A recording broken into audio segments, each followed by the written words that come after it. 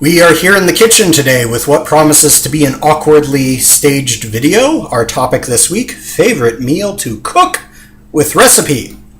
I've been married over 5 years now, and my wife does not allow me to cook meals. There's a reason for that.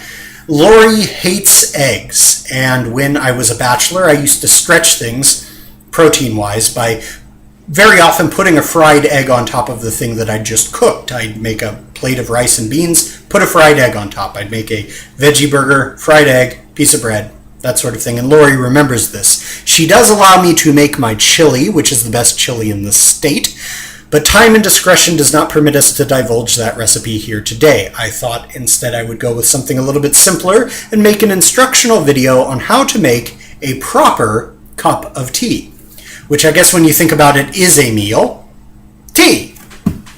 The first thing you want when you make a cup of tea is a tea kettle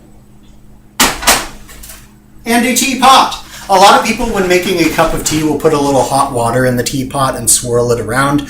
I don't personally do that because I figure I've got something boiling over there. Why not just set the teapot next to the boiling thing and that will probably heat it adequately. The other thing that you're definitely going to want when making a proper cup of tea is tea. My favorite is Twinings Earl Grey tea, which you can buy at a lot of stores. I usually get mine at Cost Plus World Market, but I'm sure if you ask around you can find out which stores in your area carry it. Of course, you want the loose leaf tea, which looks like loose leaves of tea. Your measurement is going to be about 2 heaping teaspoons worth of loose leaf tea per cup of tea. Now, if you have a teapot about this size, it's going to hold about 1 quart of water, so you're going to want about 6 heaping teaspoons. You want to make the tea strong because you want to make the tea strong.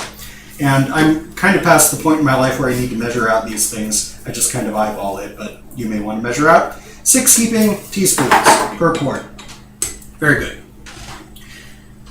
So we'll get the water to boiling, which shouldn't take very long because I boiled it in a previous take.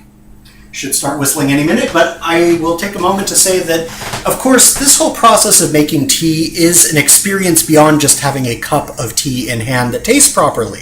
It's a whole experience of the actions and the smells and the sensations, which is sort of like a meditation. It's a good thing to do, and that's why you want to make a cup of tea in this manner. When I wake up in the morning and I'm rushing out to get ready for work, I don't always do this, to be honest, I don't do this entire process. I have one of these. You open it, you put the loose leaf tea in there, you stick it in your teacup, it infuses just fine. Let me stop that whistling. So you want the tea leaves to be hit by boiling water. So you want to keep this kettle on the heat as long as possible and essentially pour it from the heat. You want boiling water going into that pot because that's going to release the flavors. It's going to make them explode out and infuse more properly. Speaking of which, you may wonder, aren't I going to get some tea leaves in my cup because I put loose leaf tea into my teapot? In a word, yes.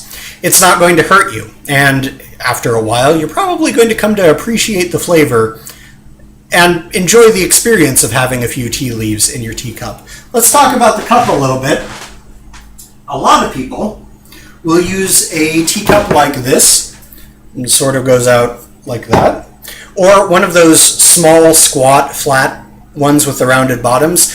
I choose not to because I feel that the heat dissipates far too quickly in cups like that. I go with a cylindrical one. A lot of people might say that that's a coffee cup and not a teacup. I don't care because it keeps it warmer just a little bit longer, and I appreciate that. While this is steeping, you're going to want about 3 or 4 minutes of steeping on this. Let's talk a little bit about the extras, the other things that go in with your tea. You're going to want some milk, not cream, and you're only going to want a splash of this. You don't want to lose the taste of the flavor. One of the most controversial things that I will say in this video that I actually got from George Orwell is the conviction that the milk goes in after the tea. There are people who are going to strongly disagree with me on that point, that the milk goes in first and then the tea. But I feel that you can better measure how much milk you're putting in, and you don't want to drown the flavor of the tea. To that point, let's talk a little bit about sugar. A lot of people will put sugar in with their black tea. I do not, and I strongly disagree with that. I know that traditionally people put sugar in their black tea. That gave rise to a lot of atrocities like the slave trade.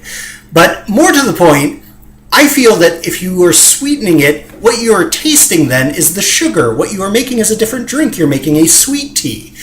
Tea is supposed to be bitter, and you will come to like this. You will come to appreciate this. It hasn't quite been enough time yet, but we're going to pour anyway for the sake of the video. So you pour your tea, and yes, you do have a little bit of tea leaves down there at the bottom, which will be great for scrying at the end of your cup. You pour a little bit of milk in it, just a dash, a little dash more maybe. And you're ready to go. At this point in the video, I was going to apply a sight gag of preparing a fried egg and telling you that if you wanted a little extra bit of protein in your cup of tea, you could put a fried egg on top, at which point I would put a fried egg on top of my cup of tea in a little nod to surrealism. But when it came time to make this video, I decided that I would much rather have a cup of tea when this video was over that I would drink. Cheers.